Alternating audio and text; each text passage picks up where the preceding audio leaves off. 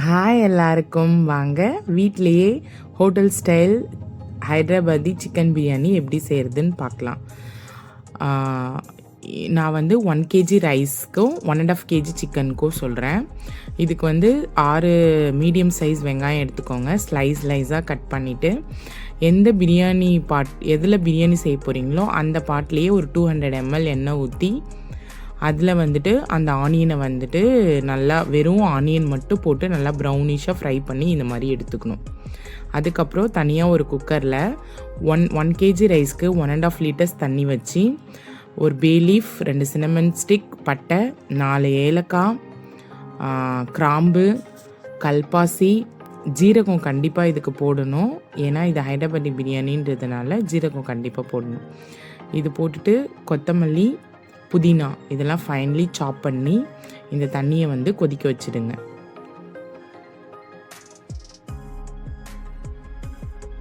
ஒன்றரை லிட்டர் தண்ணி எடுத்துக்கோங்க. 1 kg ரைஸ்க்கு கரெக்டாக இருக்கும். அப்புறம் ரைஸ்க்கு தேவையான உப்பு வந்து பாதி வந்து நம்ம இதிலேயே போட்டுருவோம். அதனால் பாதி உப்பு இதில் போடுங்க. இப்போது அந்த பிரியாணி பாட்டில் அந்த ஃப்ரை பண்ண ஆனியன் ஆஃப் பண்ணியிருக்கணும் அடுப்பு. இது வரைக்கும் நான் சொல்கிற வரைக்கும் பற்ற வைக்காதீங்க. அதில் என்னெல்லாம் மசாலாஸ் போட்டோமோ சேம் இதுலேயும் போடணும். பே லீஃப், சின்னமன் ஸ்டிக், ஏலக்காய், பட்டை, லவங்கம், ஜீரகம், கல்பாசி இது எல்லாத்தையும் போட்டுட்டு அதுக்கப்புறம் அந்த ஃப்ரை பண்ணி வச்ச பார்த்திங்களா அந்த ஆனியன் இந்த மாதிரி இருக்கணும். இதில் வந்து பாதி வந்து இப்போ போட்டுக்கோங்க, மீதி பாதி வந்து லேயர் பண்ணும்போது போடணும். அது நான் சொல்கிறேன். இதை போட்டுட்டு இதுக்கு வந்து நான் 1.5 kg சிக்கன் எடுத்திருக்கேன். 1 kg ரைஸ்க்கு அந்த சிக்கனை வந்து அப்படியே மேலே வச்சுருங்க. இது வரைக்குமே நீங்கள் அடுப்பு பற்ற வைக்கக்கூடாது.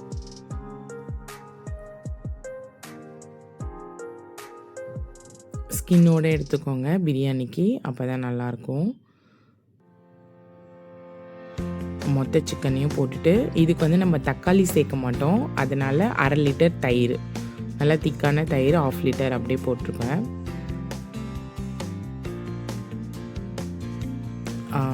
தக்காளி போடுறதால தயிர் 1/2 லிட்டர் போட்டால் தான் கரெக்டாக அந்த டேங்கினஸ் கரெக்டாக இருக்கும்.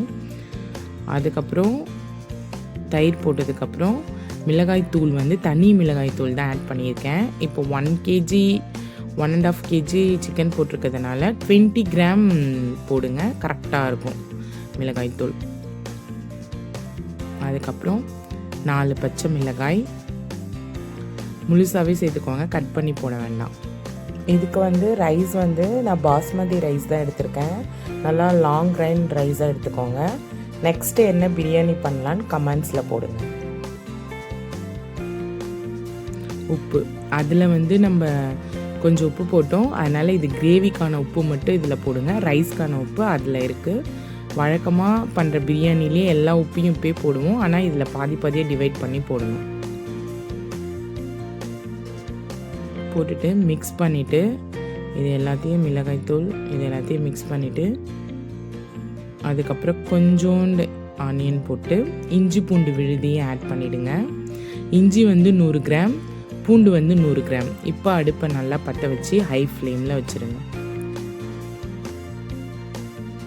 வச்சுட்டு இந்த மாதிரி கிளறி விடுங்க. ஒரு 1 kg ரைஸ்க்கு 700 ml தண்ணி ஊற்றுனீங்கன்னா கரெக்டாக இருக்கும் இதில் தம் போடுறதுக்கு. உங்களுக்கு வந்து எக்ஸாக்டாக வாட்டர் லெவல் தெரியலனா ஒரு வாட்டர் பாட்டில் எடுத்து 1 லிட்டர் வாட்டர் பாட்டில் எடுத்து 3/4 லிட்டர் தண்ணி பிடிச்சி கிரேவியில் ஊற்றிட்டு அது ஒரு 10 minutes நல்லா ஹை ஃப்ளேமில் வச்சு நல்லா கொதிக்க விடுங்க. அதுக்கப்புறம் அதில் கொஞ்சம் புதினா, கொஞ்சம் கொத்தமல்லி போட்டு மூடி விட்டுருங்க, அது கொதிக்கட்டும். சைடில் இப்போ அரிசி வந்து போட்டோம் நம்ம அந்த தண்ணிக்குள்ளே. அதுலேருந்து ஒரு 1 glass தண்ணி வந்து நான் எடுத்து வைக்கிறேன். அது எதுக்குன்னு நான் சொல்கிறேன். ஒரு 100 ml இருந்தால் போதும் வாட்டர் வந்து. இப்போ ரைஸ் போட்டுட்டு ஃபஸ்ட் டைம் போட்டுட்டு இந்த மாதிரி கிளறி விட்டுருங்க.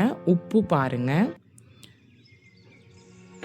கரெக்டாக பாதி உப்பு உங்களுக்கு தெரிஞ்சால் போதும். பார்த்துட்டு இதை வந்து ஹை ஃப்ளேமில் வச்சு கொதிக்க விடுங்க. ரைஸ் வந்துட்டு 70% தான் வெந்திருக்கணும் இதுக்கு, அதுக்கு மேலே வேக விடக்கூடாது. 90%லாம் வேகக்கூடாது, 70% தான் வேகணும். அதனால் நம்ம அப்பப்போ எடுத்து செக் பண்ணிக்கோங்க. இப்போது இந்த பக்கம் கிரேவி ரெடி ஆகிட்டுருக்கு. தண்ணி ஊற்றி கொதிச்சு இப்போ ரைஸ் இந்த பக்கம் வெந்துருச்சு.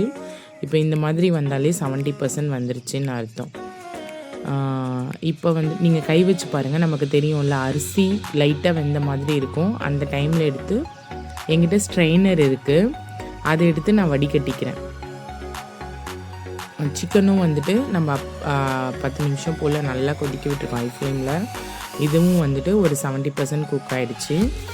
இப்போ வந்துட்டு அந்த சைடில் வந்து நம்ம என்ன பண்ணோன்னா, அந்த ரைஸை வந்து ஸ்ட்ரெயினர் இருந்தால் கம்ப்ளீட்டாக ஸ்ட்ரெயின் பண்ணுங்கள். ஆனால் அதில் போட்ட கொத்தமல்லி, புதினா, பட்டை, லவங்கம் எல்லாமே அந்த ரைஸோடு சேர்ந்துருக்கணும். நீங்கள் வெறும் தண்ணியை மட்டும்தான் வந்து எம்டி பண்ணி வைக்கணும். அப்படி பண்ணிவிட்டு நம்ம அந்த வெங்காயம் வச்சோம் பார்த்திங்களா ஆஃபு, அதை வந்து இப்போ தான் யூஸ் பண்ண போகிறோம். அந்த 1 kg ரைஸில் நம்ம எடுத்து வச்சதில் வந்துட்டு ஆஃப் ரைஸ் மட்டும்தான் இப்போ போடணும். ஆஃப் ரைஸ் வந்து போட்டுட்டு இந்த மாதிரி இது பண்ணி வச்சுருங்க. இதுக்கு வந்துட்டு குங்குமப்பூ வந்துட்டு நான் தனியாக கொஞ்சம் எடுத்து தண்ணியில் ஊற வச்சுருக்கேன், அது எதுக்குன்னு சொல்கிறேன். இந்த மாதிரி ரைஸ் போட்டு இதில் கொஞ்சம் கொத்தமல்லி, இதில் கொஞ்சம் புதினா போட்டுக்கோங்க. புதினாவையும் சாப் பண்ணியிருக்கணும். அதுக்கப்புறம் அந்த ஃப்ரைடு ஆனியன்ஸ் கொஞ்சம், உங்கள்கிட்ட முந்திரி இருந்தால் முந்திரி ஃப்ரை பண்ணி வச்சுக்கோங்க, அதுவும் இப்போ லேயர் பண்ணால் என்கிட்ட இல்லை. நெய் கொஞ்சம் ஊற்றணும். லேயர் பண்ணதுக்கப்புறம் நெய் கொஞ்சமாக எல்லா இடத்துலையும் படுற மாதிரி ஊற்றிட்டு அந்த குங்குமப்பூ தண்ணி சொன்ன பார்த்தீங்களா, அதுதான் அந்த எல்லோயிஷ் கலர் கொடுக்கும். அதை அங்கங்கே கொஞ்சம் கொஞ்சமாக ட்ராப்பாக பண்ணிவிடுங்க.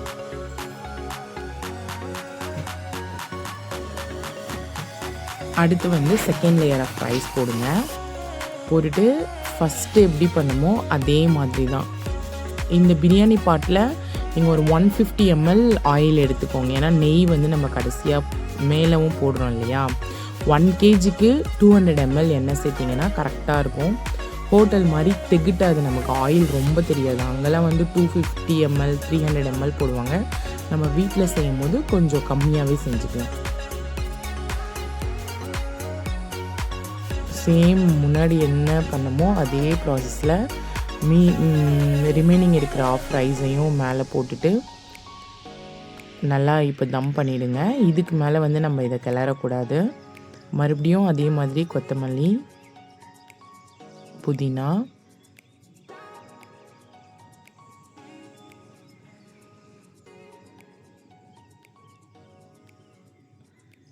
இருக்கிற எல்லாத்தையும் போட்டுருங்க. இனிமேல் போட மாட்டோம்.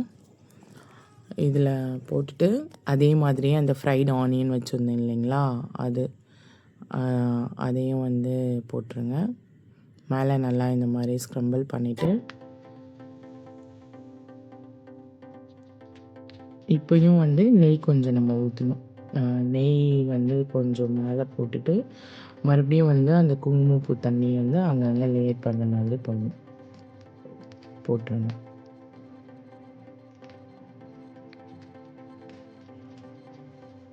அவ்வளோதான், நம்ம ஃபைனல் ஸ்டெப்புக்கு வந்துட்டோம். இந்த மாதிரி பண்ணதுக்கப்புறம் நான் அந்த கிளாஸில் தண்ணி எடுத்து வச்சேன் பார்த்தீங்களா 100 ml, அதை வந்துட்டு அப்படி மேலே ஊற்றி விடணும். அவ்வளோதான், அதை நல்லா ஊற்றி விட்டுட்டு அதுக்கப்புறம் ஒரு பிளேட் போட்டு மூடிட்டு மேலே வந்துட்டு வெயிட்டான பாத்திரம் ஏதாவது வைங்க. அப்படி இல்லைன்னா ஹாட் வாட்டர் அந்த தண்ணி வடிகட்டணும் பார்த்தீங்களா, அதே குக்கரே எனக்கு கொஞ்சம் கனமாக இருக்கும். அதனால் அதையே நான் மேலே வச்சுட்டேன். மேலே வச்சுட்டு கரெக்டாக 15 minutes தம் ஆகட்டும். தம் ஆகி முடித்ததும் எடுத்து பார்த்தீங்கன்னா உங்களுக்கு இந்த மாதிரி கிடைக்கும். நீங்கள் இதே ஸ்டெப்பை ஃபாலோ பண்ணி இதே ரேஷியோ போட்டு செஞ்சிங்கன்னா எக்ஸாக்டாக கரெக்டாக இதே மாதிரி இருக்கும். அரிசி வந்து அதில் 70% தான் வெந்திருக்கணும், முழுசாக வெந்துடக்கூடாது. அதை மட்டும் கரெக்டாக பார்த்துக்கோங்க. அதே மாதிரி உப்பு அதில் பாதி போடணும், இதில் பாதி போடணும். போட்டுட்டு இப்படி வர்றதை வந்து அதுக்கப்புறம் அப்படியே ஃபுல்லாக வந்துட்டு எல்லா சைட்லேயும் லைட்டாக கரண்டி விட்டு கிண்டிங்கன்னா அது தெரியுது பாருங்கள். அந்த ரெட் கலர், அந்த எல்லோ கலர், இந்த ஒயிட் கலர் எல்லாமே கம்பைன் பண்ணி மிக்ஸ் பண்ணி விட்டுருங்க கொஞ்சம் கொஞ்சமாக. அவ்வளோதான், பிரியாணி வந்து ரெடி. இது வந்து என் கிட்ஸ் சாப்பிட்டு ரொம்ப என்ஜாய் பண்ணாங்க. என் ஹஸ்பண்டுமே வந்து எக்ஸாக்டாக அப்படியே அதே மாதிரி ஹோட்டல் மாதிரி வந்திருக்கு,